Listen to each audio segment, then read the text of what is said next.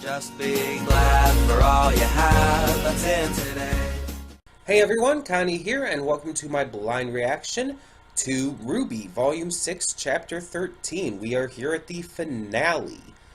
And, yeah, this ending arc lasted a little longer than I thought it was, and it's not ending in quite the way I thought it was. As I had mentioned before, I had thought it was going to kind of end like episode 12, and that episode 13 would kind of be like the payoff, kind of like just everything's starting to head on. But I should have expected with previous RWBY season finales and stuff that no, we'd be going until pretty much the end.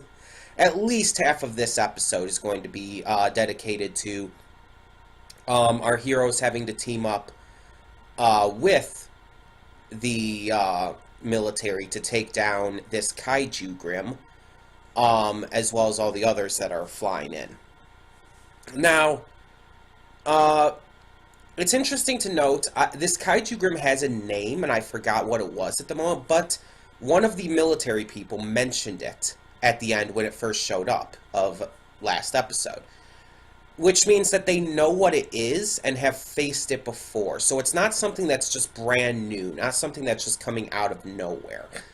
Whether it's this exact same one they've faced before, or if it's just the same type, I don't know. But this isn't a new threat to them. They know what it is. So that might come into handy during this fight. So Adam is dead. Blake and Yang are together now. And they're going to come back and rejoin the party, I would assume. Yeah, and this entire finale is probably going to be geared towards taking down this monster and protecting the town. And through such, probably gaining the respect of Cordovan and her allowing them to continue on to Atlas. That's my theory. Otherwise, I have no idea what's going to happen here. I don't know if we're going to see the villains again. I don't know if we're going to see any of the other characters. I don't know if we'll see, like, for example, Jean's sister and her wife again. And I do remember their names, by the way. I was just specifically saying it that way. Saffron and Terracotta. I don't remember the baby's name, though. But yeah. I'm really, really excited to see how this ends. This has been easily the best volume. But then again, in my eyes, every volume has been better than the last. So that's not really too surprising for me. This is a series that just keeps getting better and better because of the tonal shift and the new things they keep introducing. The writing gets more on point. The characters and their development gets better. The action gets better. And I like, unlike some people, I like that they take more downtime. Because it makes the action, when it does happen, feel more impressive, which is an important thing. And it allows for that growth and development with these characters. That is so needed. Honestly, RWBY is a character-driven show. And the characters need to be able to grow and develop in ways that would honestly just not be possible if they didn't handle it this way. It's just the way this show goes. It has to be done like this. In my opinion, at least. Either way. I'm not going to get into the entire debate on whether or not Bumblebee is canon now because, as I said before, there's, in my opinion, no possible way you can see it otherwise. I've already debated enough with people on Facebook and stuff about it, and yeah, I'm going to be considering it canon because, like I said, in my eyes, everything, all the context and stuff, it can't be interpreted any other way. So I'm going to be moving on as under the assumption that they are a couple now. Whether it flat out mentions it or not, whether it says anything, whether or not they kiss, it doesn't matter. And again, it was the same kind of thing with Korra and Asami in Legend of Korra. I just want to get this out here now. I'm just covering all the bases right now because I'm not going to, I'm going to try at least not to go on with it, go on about it as a big deal from this point forward. Well, I mean, it is a big deal, but you know what I mean. I'm going to be addressing it as it's just a thing. It's just, they're just together. They're a couple, like Cor and Asami. I'm not going to be making it a big deal of like my afterthoughts with this, for example. But yeah, so I just want to get these last thoughts on it all out of the way. But I will say I am still expecting them to still do stuff with it. Like, I don't think it's just going to be mostly ignored or anything. I think we'll probably, at least in this episode still, I can pretty much guarantee you we're going to see something regarding it. We're going to see Yang looking at Blake lovingly. We're going to see them holding hands or casually touching each other, stuff like that. I can pretty much guarantee it. I mean, you could just read the atmosphere based on these past episodes. It's so obvious. But again, we're going to leave it at this. We're just leaving it with these pre-thoughts. But I did want to bring it up one last time to just, once again, hammer in my thoughts on the matter. If you think otherwise, if you don't see it as canon, if you believe that it has to be like outright stated, whether by the creators or in the show itself, to be considered canon, that's your right. You have every right to believe that. You have every right to view it that way. But just keep in mind that I'm going to be viewing it otherwise. I am going to be viewing it based on context and storytelling. I'm going to be basing it based on the writing that we've seen in these past episodes, and honestly, this volume, and pretty much everything since Season 3, let's be honest. And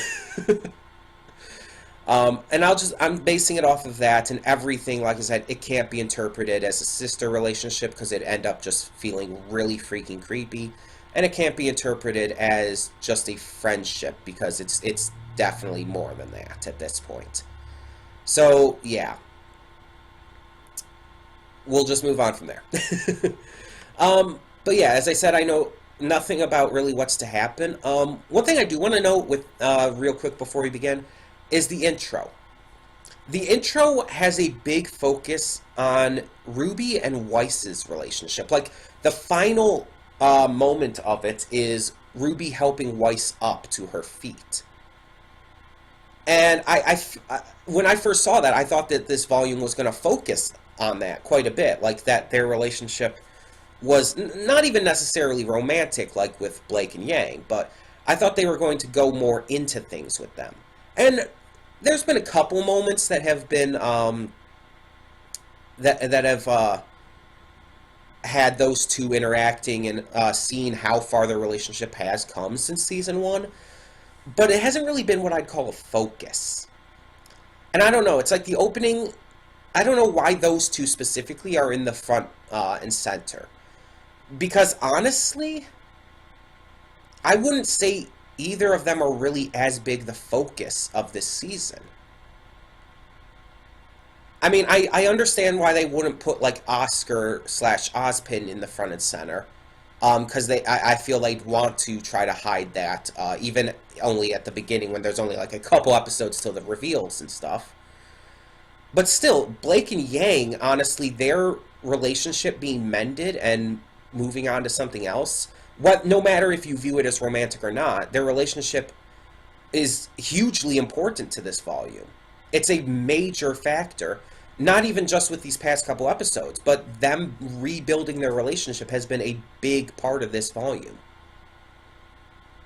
And it's just like, I feel like they would make more sense in the front. But, I mean, you have to have the main character, RWBY, in the front, so it's like, why not put Weiss with her?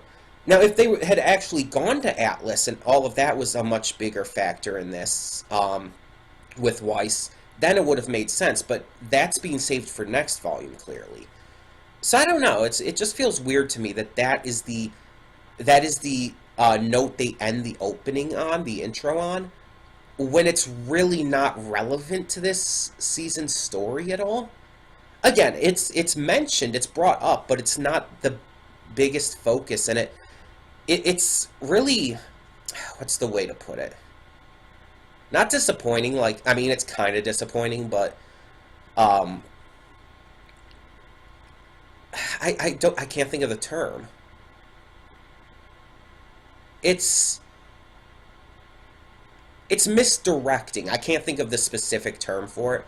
But it's misdirecting us. Like, it's telling us, like, oh, this is going to be a big thing, but it's not. It's like, it's almost like it's lying to us. Because an opening is supposed to show you big things about the season. And there's a lot in this opening that does. Blake and Yang's relationship is displayed in the opening. Adam is shown as being a factor that is affecting both Blake and Yang in the opening.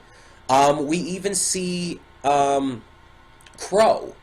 We see him being dragged down, and that's representative of his mindset throughout this season, of just how far he's fallen, how depressed he's become, and that's great. The opening is still phenomenal. It's still my favorite opening of the series, but just the fact that it ends on that, like that big triumphant looking moment with Weiss and RWBY, and the season doesn't really deliver on it as much, it's disappointing, and it's kind of misdirected for us as viewers. I don't know, maybe that's just me. Maybe it is because I really wanted to see more Weiss and RWBY relationship stuff, even not even just like from a romantic sense. I mean, White Rose is my favorite ship from RWBY, but even outside of that, their relationship has been a great deal, and now that they're finally back together, I really want to see more about that, more about how maybe even they look back on how they used to act towards each other.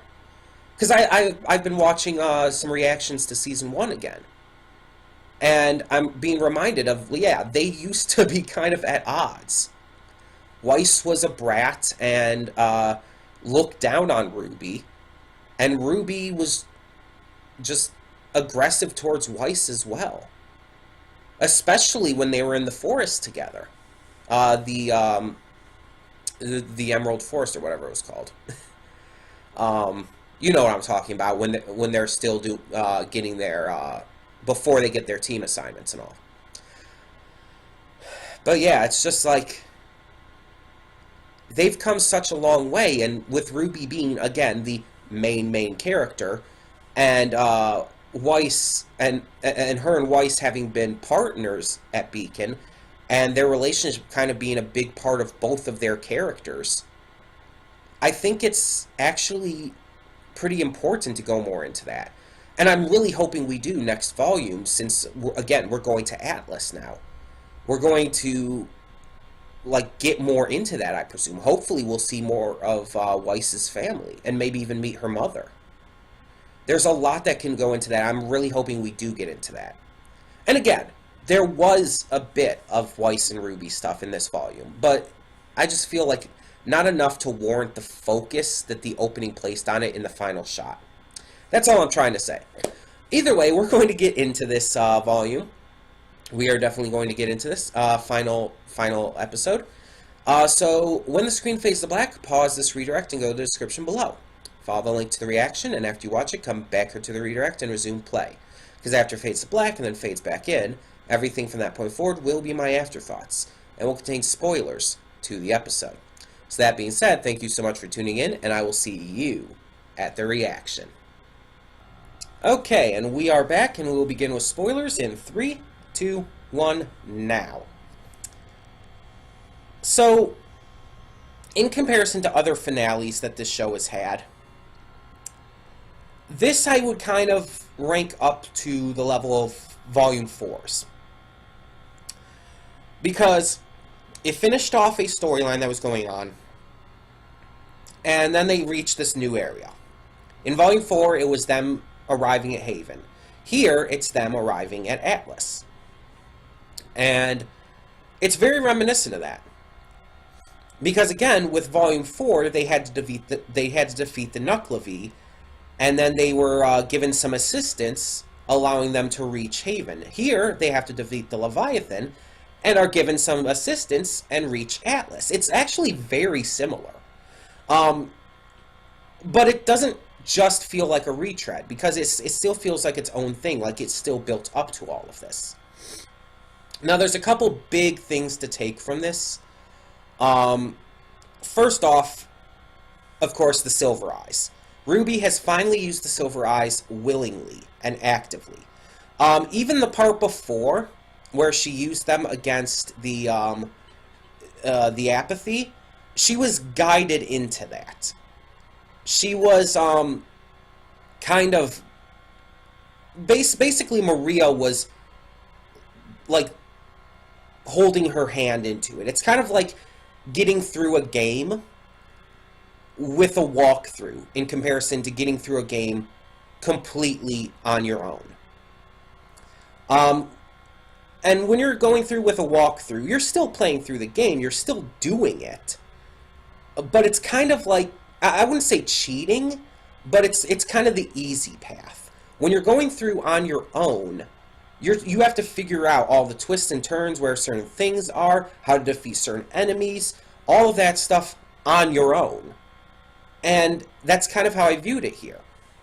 RWBY used her memories, used the thoughts of the people she wanted to protect to summon forth the power of the Silver Eyes against the Leviathan.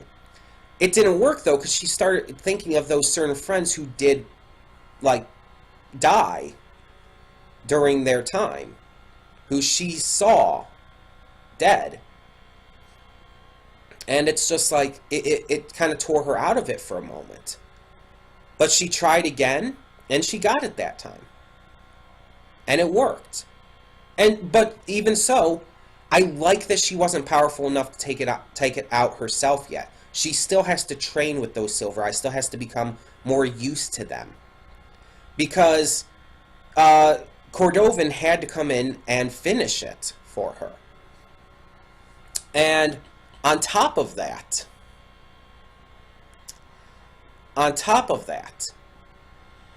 we had Cordovan herself, and how she realized what our heroes were trying to do in the end, that they were putting the others, the people of Argus, above themselves. They could have easily fucked off and headed off to Atlas. Excuse me. They even brought that up. They could have, Maria brought it up. They could have easily just left in the confusion, left Argus to basically fall. But they're not those kind of people, and honestly, I feel Maria knew that. I feel Maria knew that, and I think she was kind of testing them in a way. Oh, excuse me. I don't know where that's coming from. I haven't been coughing like that for a little while now. I still have a little bit of the sniffles and stuff from this past sickness, but I'm obviously clearly better. I think I just need a drink here.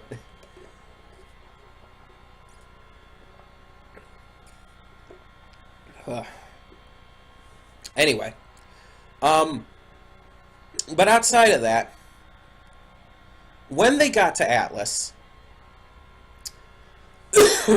they received a message, a call on the comm, saying "Welcome home," and I'm kind of thinking that sounded like Winter. It seriously, in my eyes, sounded like Winter, but I'm not sure if that was actually supposed to be her or not. Let me go back through to these credits again. Let me see if I can find out if that was actually her, because she wasn't featured in this volume in any other way, so if her voice is listed in the credits, it would have to represent the fact that that was her.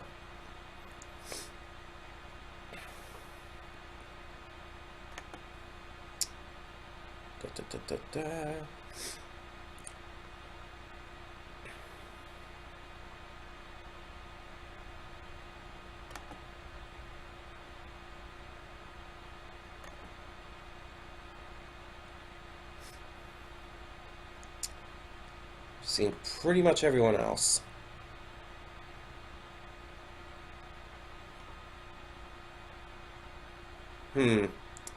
There's an Atlas soldier listed.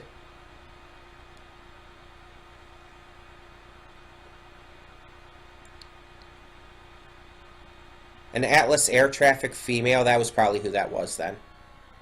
But then why did they say welcome home? Because that I would think would sound like specifically referring to the fact that Weiss is with them. I don't know. Either way.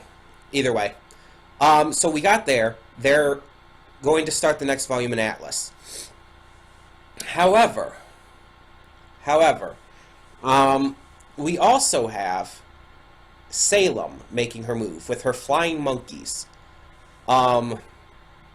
She and the flying monkeys are going to make their move, and they're going to, they're basically just going to go for it.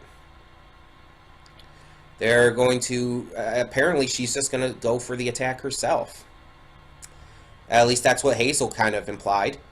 Mercury and Emerald are still very clearly not altogether good with this. They're showing some reservations still. And I think that next volume, they might actually betray Salem's side. And I'm kind of hoping so. I think that would be good for their characters, especially Emerald, who we've seen from quite early on, actually, to not fully be all with this. So yeah. She is, even in Volume 3, she showed some reservations. So, yeah, I really want to see where we go with this. But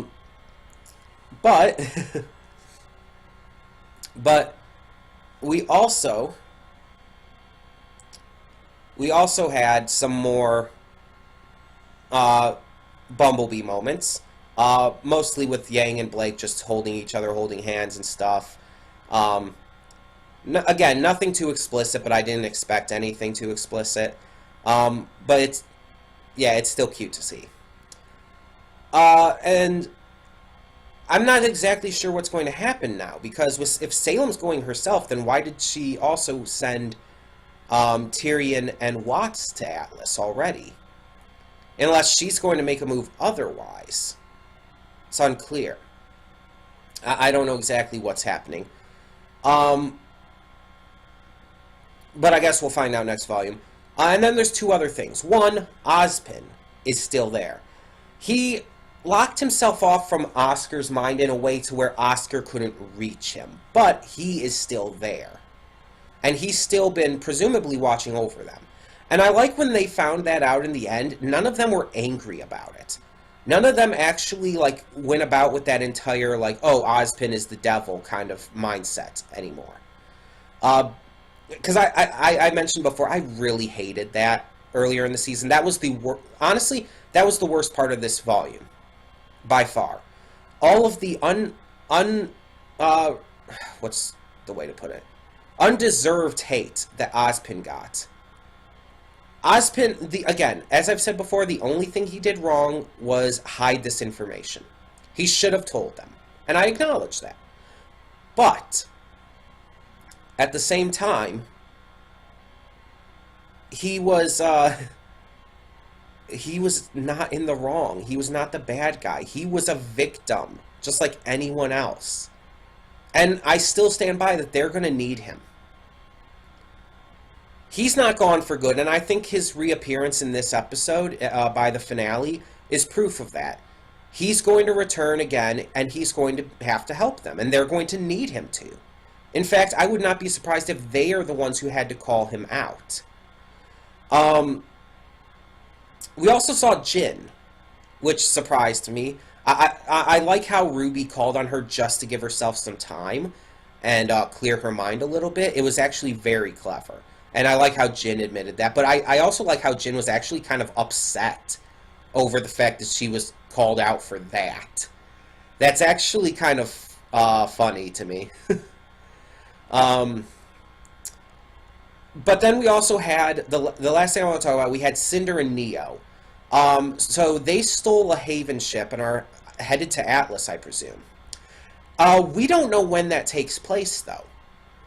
I assume it takes place still in the past, from when Cinder and Neo's story in general had been happening. Which means that they're, again, probably already in Atlas. And I think that they're going to come in contact with our heroes next season, for sure.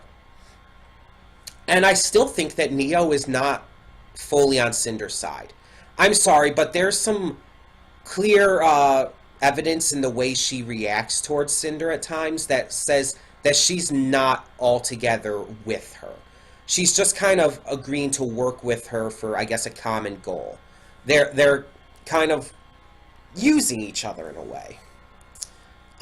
Which, for Cinder, that's not even a surprise. But for Neo, it's interesting that she's doing that. And I really, really hope we get more information on Neo.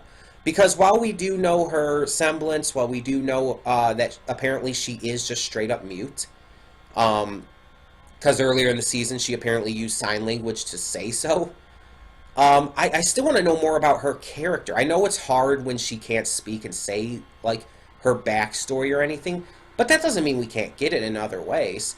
I want to know how she met Roman. I want to know, like, where she came from. Who is she, actually? So I really think we're going to start getting more of her, and I'm really glad for that. I hope we learn more about her too, though. And just one little thing to know, we did see Summer Rose. We did see Ruby's mother in her memories. They were standing on what looked like it. I mean, I didn't get a hugely good look at it. I could probably check again. Let me do so, yeah. Because I think that's kind of a really big moment. Yeah. It looks like it's the same hilltop that Summer's gravestone is on. So, that was probably one of the last time... That was probably a memory from one of the last times Ruby saw her mother. And there's been a lot of theories on Summer maybe not actually being dead, but I really think she is. And I think this was kind of furthering that. But if she is alive, if Rooster Teeth can do it well enough and make it believable enough to how she would have survived and not contacted them for all these years, then okay. But they really would have to do that well. But it's cool we got to see her. Like, we've seen a picture of her, but now we actually get to see her animated, and it was really nice. It was just a really nice moment. And I like how that's one of the big things that helps Ruby be able to activate her Silver Eyes, outside of just her family and friends. So yeah, overall this finale was very good. It was very good. I don't think it was as impactful as the Volume 5 one. Again, I compare it more to the Volume 4 one, which is, again, not a bad thing at all. But overall, this volume has been easily the best. We had the apathy, which was easily one of the best moments in this series. We had some great fights. We had Bumblebee being canonized. We had so much awesome stuff. We had this ending arc in Argus that was phenomenal. We had some closure with Pyrrha and getting to see who is presumably her mother, though could be older sister, but most likely mother. And just so much more in this volume. We got some great character growth, some big information regarding Salem and Ozpin, and it's just like a lot happened, and it just feels so good. And I heard one person, I think it was on Twitter, say that this volume has been so amazing, and it feels especially good after the past two shitty volumes. I saw that, I believe, on Twitter, and it's like, without those past two volumes, this volume and the stuff that happened in it wouldn't have been possible. Those downtimes that everyone, all these people seem to hate, those made the events of this volume possible. Because the events of this volume are completely dependent on the developments and growths that our characters had because of those downtimes.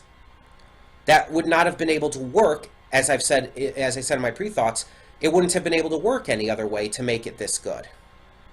Those developments and characterizations wouldn't have been able to happen in such a great way otherwise. And honestly, I still stand by that volumes 4 and 5 were still phenomenal. And better than anything from volumes 1 through 3. I stand by that. I think that, again, each volume has been better than the last. And honestly, I mean, if you look at volumes 1 through 3, this show wouldn't be even in my top 30. Volumes 4 through 6, and especially volume 6, have now put it at my number 2 spot. This is my second favorite show of all time, only after The Legend of Korra. It beats out stuff like MLP. It beats out stuff like Steven Universe, Star Versus, all of that kind of stuff. And not that those shows are bad, not by any means. But I feel like this show, with these past volumes, has evolved into something a lot more special and impactful, and something I will remember a lot more, honestly, moving forward. I mean, maybe I'll remember MLP a little more, but that's just because of how MLP has legitimately affected my life in such an important way. I mean, saving me from depression and suicide, mostly. It kind of has a very important place in my heart because of that. But in terms of quality content, I would honestly say RWBY is better.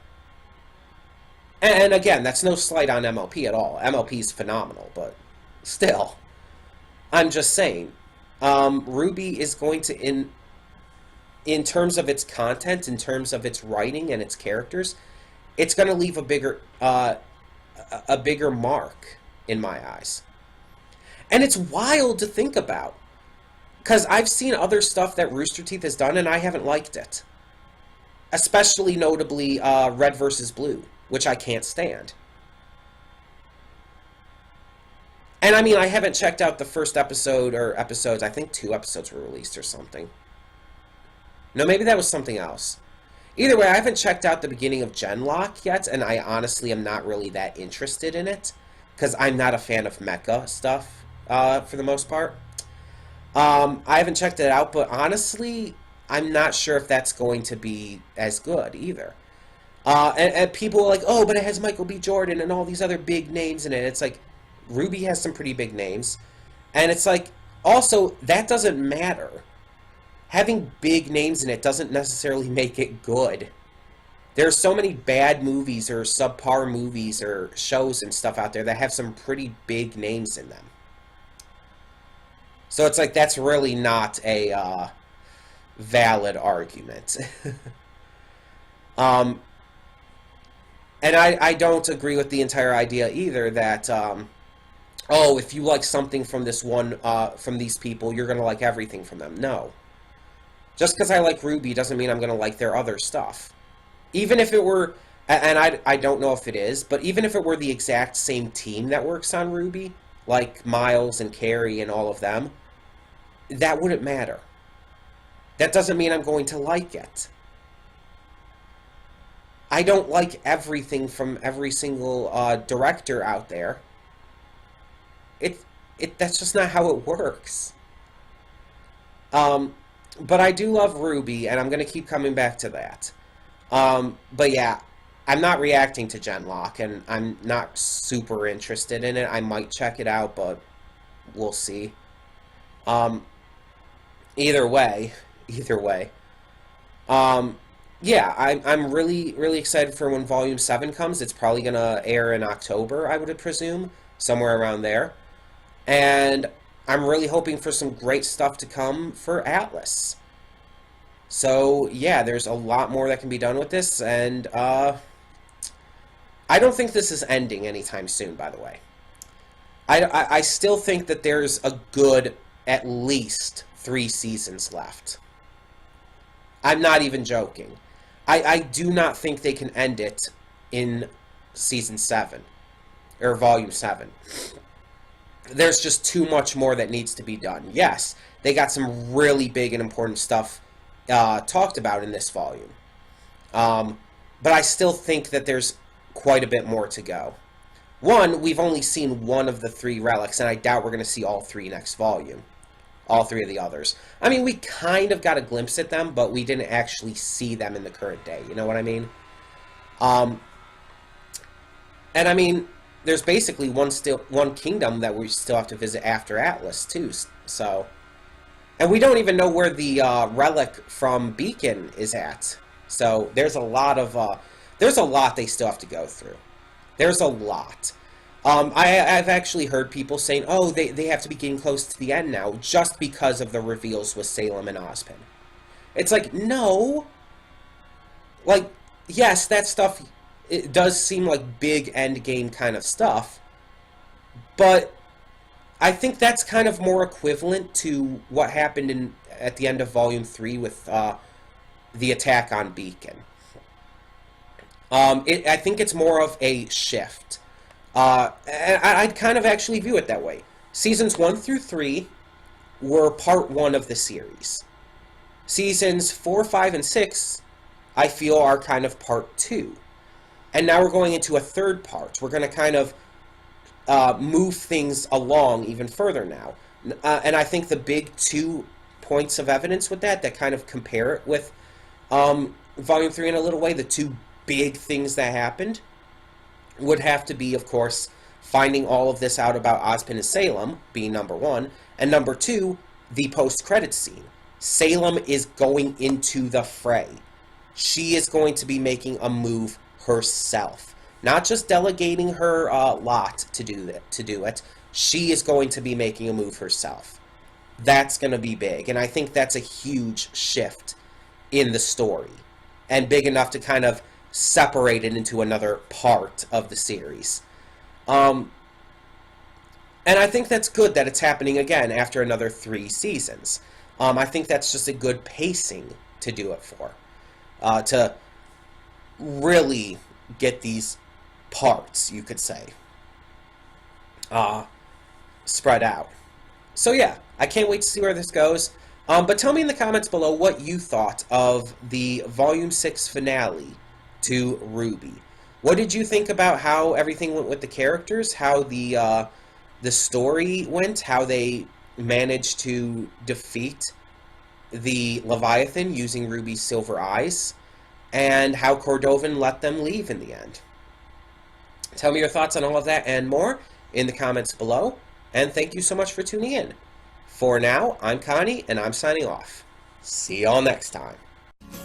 And though you've come through many obstacles,